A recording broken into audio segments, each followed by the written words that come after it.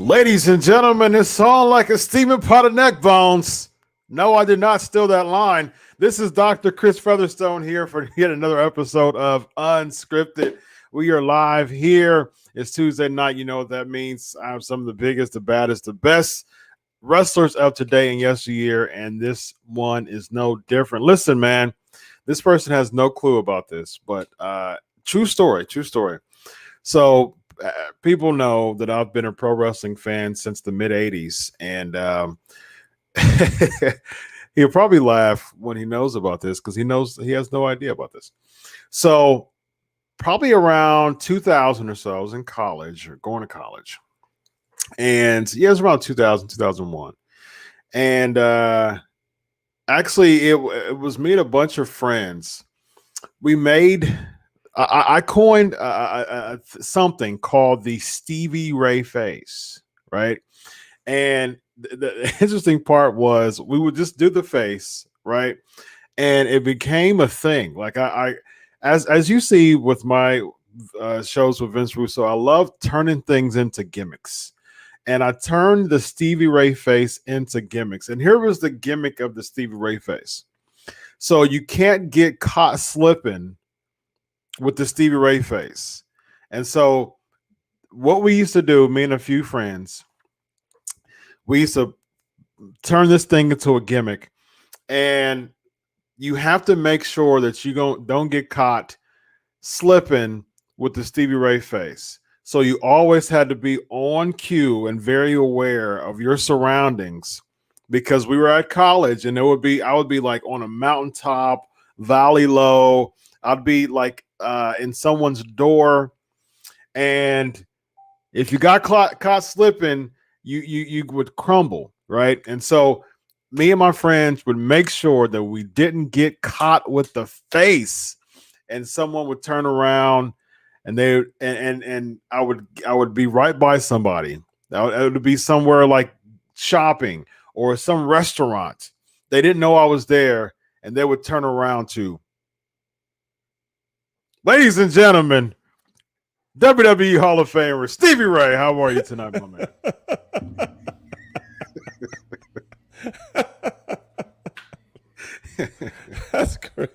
That's crazy, man. That's crazy.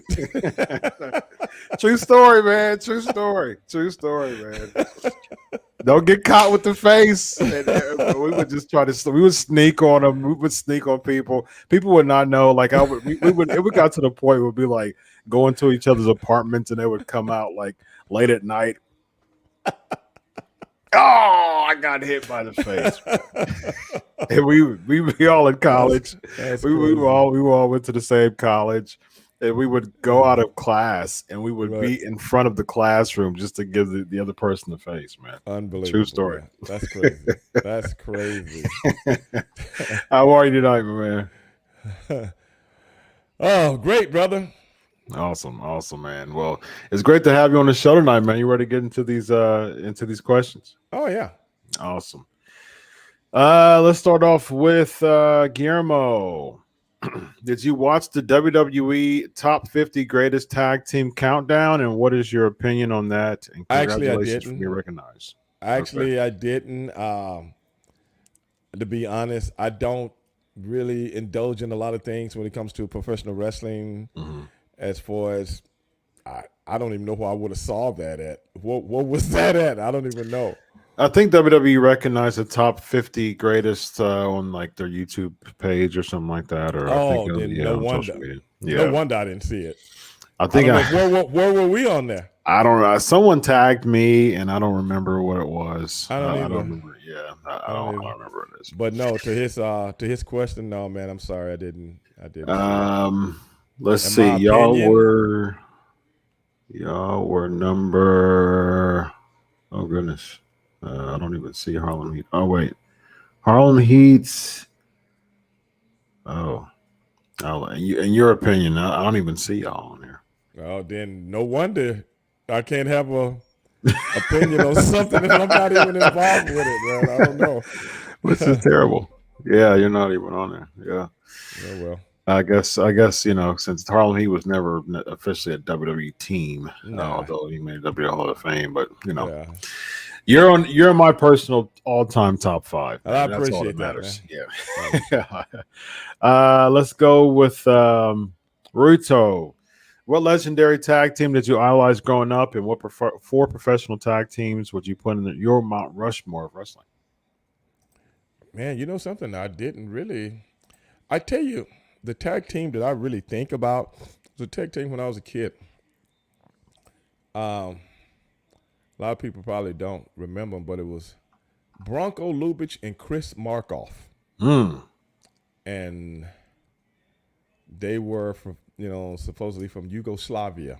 Okay. And I still remember those guys, man. They were mean, man. I still remember. I can't remember who their manager was. They had another guy that was their manager, but man, Bronco Lubitsch and Chris Markoff. Wow, very nice. And who would be on my professional wrestling tag team? Mount Rushmore, probably the Road Warriors, the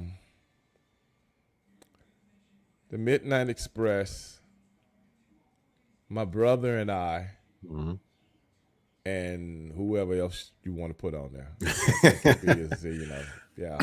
Speaking of Midnight Express, your thoughts on the passing of Bobby Eaton, unfortunately, in your time working with him?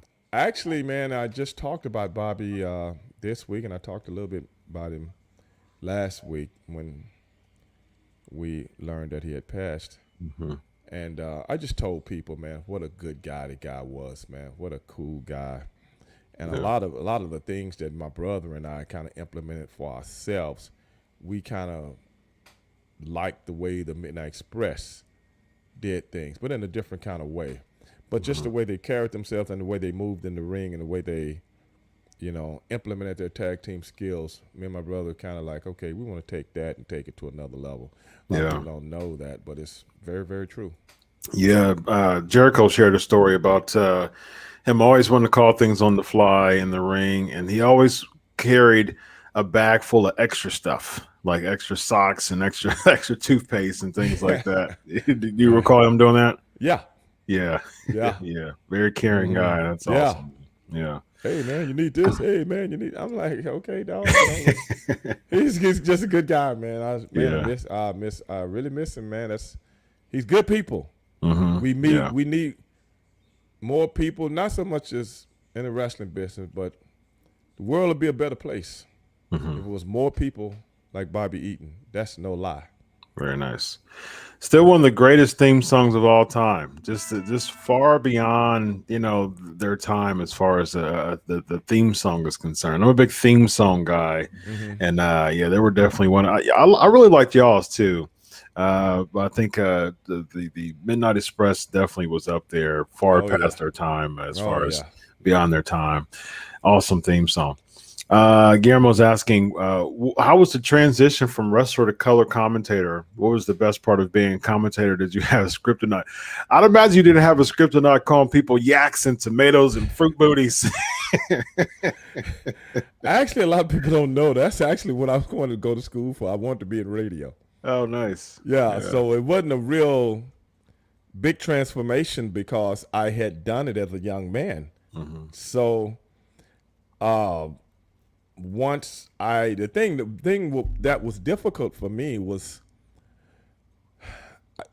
when I was doing the show, I didn't know what was going on with the people in the ring because I'm on the show. I don't watch the show. You know what I'm saying? So when two guys got an angle going on, I'm like, okay, well, what are they mad at each other about? So I had to catch up on all of that. But once I did that, I started doing my homework and stuff like that. I kind of caught up to it, and I was able to give an assessment, from Stevie Ray. So that was no, it wasn't scripted, man. They let me do what I wanted. Who made the call to transition you over from the ring to the booth? Vince Russo. Oh, okay, it was Russo. But Vince. They told me, I'll never forget it. I was in Salt Lake City, Utah, and doing some house shows, and then I got a fax saying I had to come down for a tryout to Atlanta, and I'm like, for what? They got 50,000 guys that can do this, man. What they? Yeah. I swear to God, I did not want to do it. I'm a wrestler, man, and I guess afterwards I found out that they wanted to put a wrestler on commentary that could do it and that was current instead of someone that was long retired or something like that. So I learned that out later, and I went over to the office where we do things at, and they was like, no, man, they said they're doing it at the building. I was like, oh, God. So I drove over to, I think we was doing the stuff in the dome, the Atlanta, whatever. The Georgia Dome? Yeah. And I'm walking around. When you go to wrestling matches, like 50,000 people running around like with their heads cut off, man, So, I'm dressed nice, and I'm looking for where I do the audition, if you will. And I finally see Vince running around. There was some, like some people by him, and he's got a script. They changing stuff or whatever. And I go, hey, Vince. And I said, hey, man, what do I do the audition thing at, I thought they're going to have something set up, like in the back or whatever. And he was like, no, man, you're not doing the audition. And I'm like saying to myself, man, I can get out of here, go catch a red eye and go home. You know what I'm saying? Yeah. I thought somebody else got the job, And he said, no, you starting tonight. Wow. I'm like, what? And I'm like saying to myself, I don't even know. I don't know what I work on the show, but I don't know what's going on the show, man. Yeah. So I started that night, man. So I went to the production meeting and go over all this stuff, this and that. And I was out there just like a blind man because I didn't know. Then I had what's his name? His buddy. Ed Ferrara. Yeah, Ed Ferrara in my ear telling me things to say. So after that night, I went to him and go, look, bro, I can't do this. I can only do this if I got to be me. I don't want nobody in my ear, you know what I'm saying? That's the only way I can do it. And they finally let that. So the next time I came out, oh, bro, that's when everything started. That's when it was on like a Stephen Park and that was on, box. you know what I'm saying? And suckers got to know. Because I told him I can't talk I can't do this like Stevie Ray. I can do it similar. Yeah. But I can't do it like the Stevie Ray character. I can do it similar, So they was cool with that. So that's how it all worked out, man. Do you remember like when you started to like the catchphrases and the buzzwords that you would say? But I did that anyway. Yeah. That didn't have nothing to do with it. Now I call people that all the time anyway. Yeah. That was just regular talk Yeah. with me and my friends and stuff like that. So man, Yeah. look at this fruit booty, man. Go sit down. You know what I'm saying? So it was just regular talk, and I just kind of like implemented it into the character, man. Yeah, it worked. It was pretty cool. Yeah, people seem to like it, man. Yeah. It was over, man. James is asking, how was it like working with Booker T, and what were some of your favorite matches that you had over the years? You know what? Really and truly, people have asked me that so many times. I can't even remember the matches. I know we had the belts 10 times. I can't remember winning them one time. I think a lot of things have just left my head because I don't think about them very much. I mean, if I see them, I probably can remember them. But I was just having, I was just doing a podcast right before I came on here, and those guys were asking me about how me and my brother got together.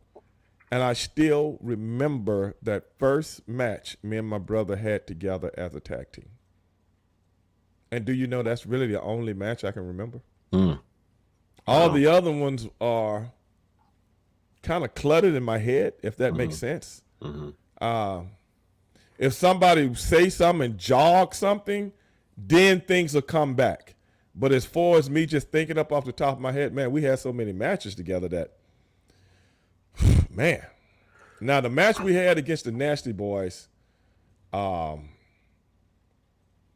I can't remember the name of the pay-per-view where we was fighting all over the building and stuff like that. I remember that one because we was fighting in the ketchup and the hot dog stands and all that crazy stuff, man. I remember that. But, man, that's a good question. But I was Slamboree, wasn't it? Bro, you got me. Because I'm the kind y'all of, beat them. Yeah, I'm a kind of person that when I'm getting ready for something, it's important to me. It's very important. As soon as it's over, it's not important anymore. Gotcha. I'm just built like that. I've never been a person that really had any kind of solace toward revisionist history. Yeah. I don't know why. I've been like that my whole life. So it's not a wrestling thing. It's a me thing. Yeah.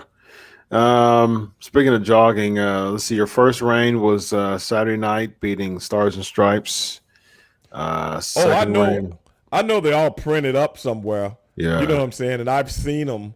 Yeah. But when people ask me to think about them, I'm like, bruh, I mean. Yeah, I'm trying to figure out myself which one stands out for me. Now, my brother. The Outsiders. My brother, on the other hand, he can name every last.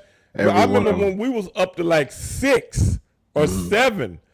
And my brother comes to me one day and said, hey, man, we done had the belts like 6 times. And I'm like, really? I don't. Because I go to work. You know what I'm saying? Yeah. I go to work. If the belts are going to put on, okay, I get the belts. Okay, we go out and have the match at pay-per-view or whatever. And when the thing is over, I go in the back, I take a shower, I put my clothes on, and I'm out of there and I'm going to hang out or something. You know what I'm saying? It's not. I don't know. It's work when it was time for me to work. Yeah. When it wasn't, I wasn't in the back throwing champagne over my head. You know what I'm saying? Because because you won the title. It was just work. You know what I'm saying? Sense. Especially when you've gone through it a lot of times. If you see what I'm saying? It's kind of crazy. Last run was Halloween Havoc. I do remember that. Y'all lost it the next night on Nitro. I do remember that one. Okay. And that was like, why? I mean, what was the point of those kind of hot shot reigns? Do you remember like those hot shot title reigns? Like, why would you keep the title for a day? To lose to the Filthy Animals? I didn't even know we lost to the Filthy Animals. On with the next question. I swear to God, thanks for reminding me. I don't know. A lot of times it's just to boost the other guys and help them get a push. A lot of times it's that. Rizzy's asking, what does Stevie think? What did you think of when you saw Brett getting tackled during the Hall of Fame ceremony? I didn't see it. I didn't see it till after it was over with. Yeah. Because we were getting ready to come out shortly after that. So I was sitting down, but I wasn't watching the monitor. And I seen everybody in the gorilla jump up. And I'm like, what happened? Yeah. And then everybody started saying, some guy ran in the ring. And by the time I saw it, he was already, the guys that already got on him and beating him down. So yeah. I was FTR like, was wow. beating him up pretty bad. Yeah. And then somebody showed it to me afterwards on their phone. Mm-hmm. I don't know how they got it that quick. Oh, somebody must have posted it. You know what I'm saying? Yeah. And then somebody showed it to me on their phone, and I was like, wow, man, that's I remember crazy. them showing. I remember seeing it kind of real time. Because I usually do coverage for WrestleMania, do journalism, and I usually do the Hall of Fame. But that year, I decided to. I was covering the ROH and New Japan joint show in the Garden, so I was in the Garden when that was happening, and there was people right next to me. Like, I mean, almost immediately, like, oh, look what happened, look what happened. So it was like almost moments away from when it really happened. So yeah, it became like really a big thing, like really quick, and like it spread like really fast. And so they were showing like FTR or the Revival at that time, FTR now at AEW, how they were taking that guy out and punching him and stuff. Right. Yeah, I saw that part. I didn't see it when he ran. I was like, wow, this crazy. Very interesting. Here we go. Elvis, hello there again. Stevie, I spoke to you on your podcast last year. Which tag team do you think should be in the WWE Hall of Fame that is not in the Hall of Fame yet? I'll probably say the Steiner brothers.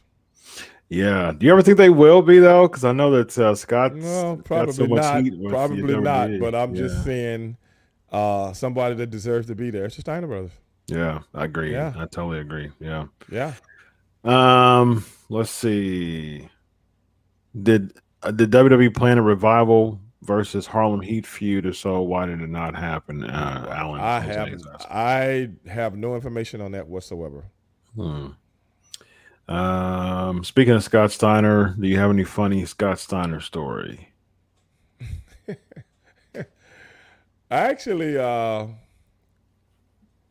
remember one time we were in Germany, and him and my brother were arguing the whole loop about he was saying he could be a better heel than my brother. My brother was like, I could be a better babyface than you any day of the week. So in the middle of a match that we having in Germany, they turned into the heels, and me and my brother turned into the baby faces. Wow. Just to satisfy these two suckers, argument. You know what I'm saying? Yeah. And then we got to do the finish. Everybody got to do what the other team would have done, man. And oh my God, that was the crazy thing. I was just glad they finally got it over with, because all the boys had oh my God, they were laughing so hard. Nobody ever seen anything like that. Yeah. We Harlem Heat became the baby faces, and the Steiners became the heels, and they were in the middle of the match. This happened. We didn't go into the match, with this going to happen. Yeah. All of a sudden, the argument got so big in the ring that was like, okay, well, let's do it right now. Okay, let's do it right now. And then it happened. Wow. I'm like, Lord Jesus Christ. Only Scott Steiner and my brother could get to a boiling point like that. Right. Man. It's crazy. About a wrestling related. Me and Rick, we innocent bystanders. Yeah, exactly. We ain't got nothing Y'all to do caught with the crossfires. That's a true story, brother. That's a true story. Did you prefer being baby or heel? Man, I could care less, man. I just go to work, man. Yeah. I just go to work because we've been babies before we came to WCW. Yeah, so global. Then we turned into heels, and then we turned back. It didn't matter, man. It all felt good to me, man. Mm-hmm. There are positives and negatives to both sides of it. Sure. From your experience with Booker, did he prefer being baby or heel? I don't know. That's something we never talked about. Oh, okay. Very interesting. Yeah. Because like I say, wrestling is work to us. It's not like two guys sitting at the bar talking about, hey, I don't want to work the graveyard shift. You know what I'm saying? And yeah. Another guy like, I don't want to work the midnight. You know what I'm saying? So we never looked at professional wrestling like that. Oh, interesting. It was a business for y'all, huh? I mean, it's my job. It's just my job. Yeah. Let's see. What do you think of AEW? Taylor's asking. I think AEW is really making traction, man. I would love to see that the guys in AEW, the guys that they're going to push, have a little bit more individuality within their characters. I agree. Because to me, everything is starting to look kind of cookie cutter because a lot of the guys kind of resemble other guys on the show. And the reason I say that, because this is the entertainment business, and in the entertainment business, you always want to separate yourself from your contemporaries. And that's why you don't see two football team uniforms look the same. You know what I'm saying? They never look the same. Everybody Same thing with actors. I mean, there's only one Denzel. There's only you can't have two Denzels. You can't. Yeah, totally. So I'm not saying that's a big deal, but a lot of times you want to separate yourself from the pack. For sure. And I think the organization, as a company, should focus on that a little bit more, so it don't look so cookie cutter, and change the matches up somewhat when they follow each other. I do not like to see some of the same moves from one match to another. That's a part of the individuality that I'm talking about. And from a standpoint and focus of a fan watching, subconsciously they're seeing this stuff and they don't even realize it, but subconsciously they're taking this stuff in. So in essence, they will start looking at the show like it's all one vibe. And I think that's very important when you're trying to put a show on. Yeah. Good observation there. I was asking how'd the concept of the slapjack come into play, and did you come up with the slapjack that sucker? The slapjack came into play because someone heard me talking in the back one day, and I was saying, man, if I had a finish, I would call it slapjack. I was looking at an old gangster movie, and the guy pulls a slapjack out, knocks the guy over the head. Hey, the boss wants to see you. You tell the boss I ain't got time. Pop. You know what I'm saying? Yeah. Guy hits him with a slapjack. Next thing you know, he wakes up in the boss's office. You know what I'm saying? I thought I told you to come. You know what I'm saying? So I just thought that was so funny. So I was talking about that in the dressing room one day. I had a slapjack. I just knocked the hell out of people. And somebody got whiffed of it and said, hey, man, they want you to have this new gimmick called a slapjack. I'm like, what? And they made me a slapjack, and the rest is that where the face came from too? That's the face that's behind you right now. The no. Actually, I'll tell you where that face comes from. When my daughter was very little, that is how she used to do me in my face. Okay. That was her in your dad's face look. So when I did that, if my daughter was watching the show, I would do that on the show to let me know her dad is thinking about her. Love it. Yeah, that's where the face came from. People thought it was my daughter's face that I would do on television. Oh man, it hit so much different now. Now I'm so happy that I used to do the Stevie Ray face 20 years ago in college. And only one person knew about it, and that was a friend of mine named Darwin, because he used to see us do it with each other. You know what I'm saying? I love it. Yeah. Cool. Got time for one more question? Oh yeah. All right, let's see here. Roy Toe says the Harlem Heat versus Nancy Boys match from 1995 and Texas Tornado match, WCW Uncensored. Okay, cool. Let's see. One more question. There's a lot of comments going on here, which is great. Okay. I don't know if you know about this, but the Max Caster controversy. Are you familiar with actually what is that? So he's half of the Acclaimed, and he did the rap like last week, and he was talking about the Duke lacrosse and like mental health stuff. He freestyles on AEW, like that team that comes out when he does the freestyling. So last week he did some really controversial lines in his rap. So yeah. And what were the lines? I don't remember the lines verbatim, but he was talking about the Duke lacrosse scandal. When the girl said she had got raped by the lacrosse team. Didn't. Yep. And what else? And else? Then he started talking about mental health, something about mental health, and I think he even brought up Simone Biles? sexual assault. Yeah, I think he brought up Simone Biles. Yeah. Okay. Yeah. Yep. So okay, I didn't know anything about that, but I'm like this, man. For a show to try to use those, what else is new in America?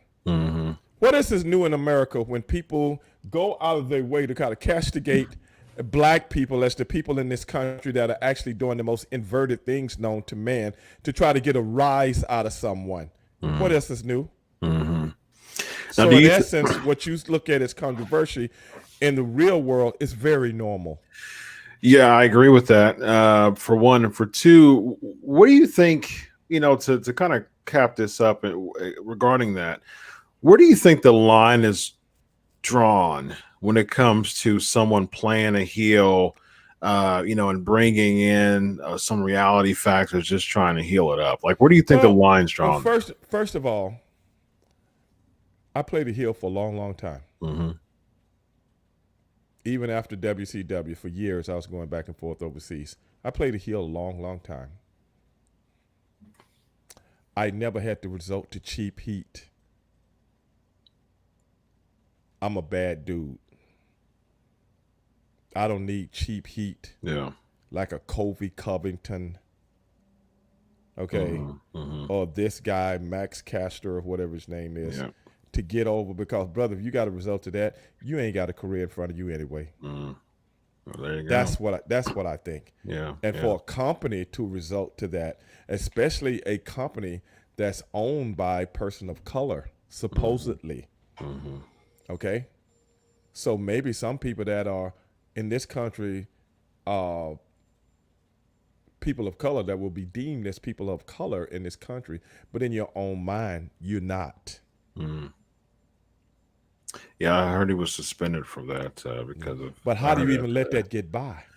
Yeah, I agree. We talking about big time television here. Yeah. How do we let that get by? Yeah, and you got to. You just told me before I came on this show what I could say and what I couldn't say. How hard was that? Not hard at all. Okay. It's not hard at all. Yeah, absolutely. So why would we make something that's so what we call juvenile become so important all of a sudden?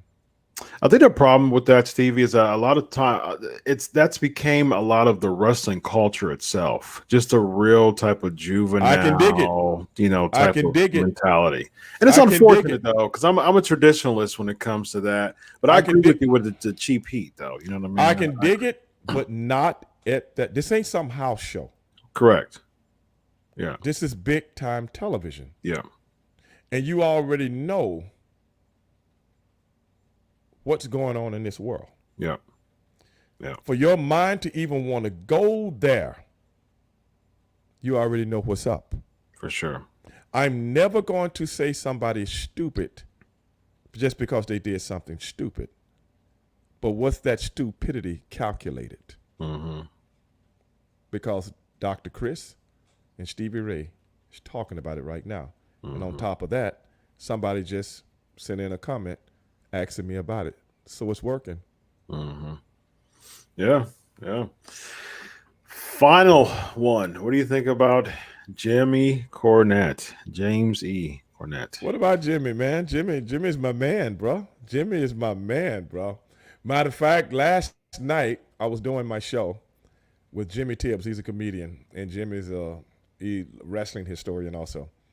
Yeah. And we were talking about how great Mid-South wrestling was with Jimmy Cornette, because we was talking about the Midnight Express, and I was telling them the same thing I was telling you tonight, how my brother and I were inspired by the Midnight Express in a lot of ways. Not the overall Hall of Fame thing, but just the way they carried themselves. Yeah. Things of that nature. And we got on how good Jim Cornette was. I was telling him that I would watch Mid-South wrestling, and I also would wrestle when they went to NWA, just to listen to Jim Cornette. I didn't want to hear I didn't want to hear Dusty Rhodes. I didn't want to hear Ric Flair and all these other, the interviews were the promos really big back then. Yeah. But when Jimmy Cornette came out, man, I would be on the floor in stitches because, man, nobody could rock the mic. Yeah. And I told the guys last night, that because I do the show live just like you, I told the guys last night, One with Dusty Rhodes that came out earlier, him and Magnum TA, and they were saying something I can't remember. Hey, my daddy was a plumber, and blah blah blah from Austin, Texas. That's Dusty doing his thing. Yeah. And then later on in the show, Jimmy Cornette comes out with the Midnight Express. That was with Stan Lane though. It wasn't with Dennis Condrey. It was the Stan Lane era, and. He comes out and he goes, did I just hear, I think I heard Dusty Rhodes out here earlier. Wow. Lying to the people about his daddy being a plumber. Well, let me tell you something right now about Dusty Rhodes. Dusty Rhodes' daddy wasn't a plumber.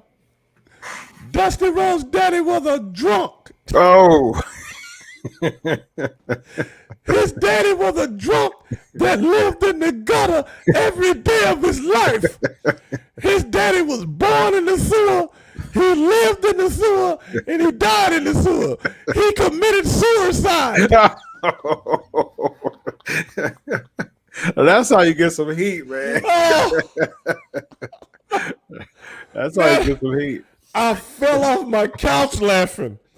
Oh my goodness, Very man! Nice. That was the Very fun. nice. That's I'm from Southeast Houston, brother, and I remember getting on the bus playing the dozens with we played the dozens with other kids back then. Yeah. And I'm like saying to myself, if Jimmy Cornette had been in my neighborhood, he would have killed everybody playing the dozens, man. That dude would have killed everybody playing the dozens. Laced everybody up. Oh my God! So one of my guys that watched the show, he sent me a clip today of when Jimmy Cornette got into it with Bill Watts.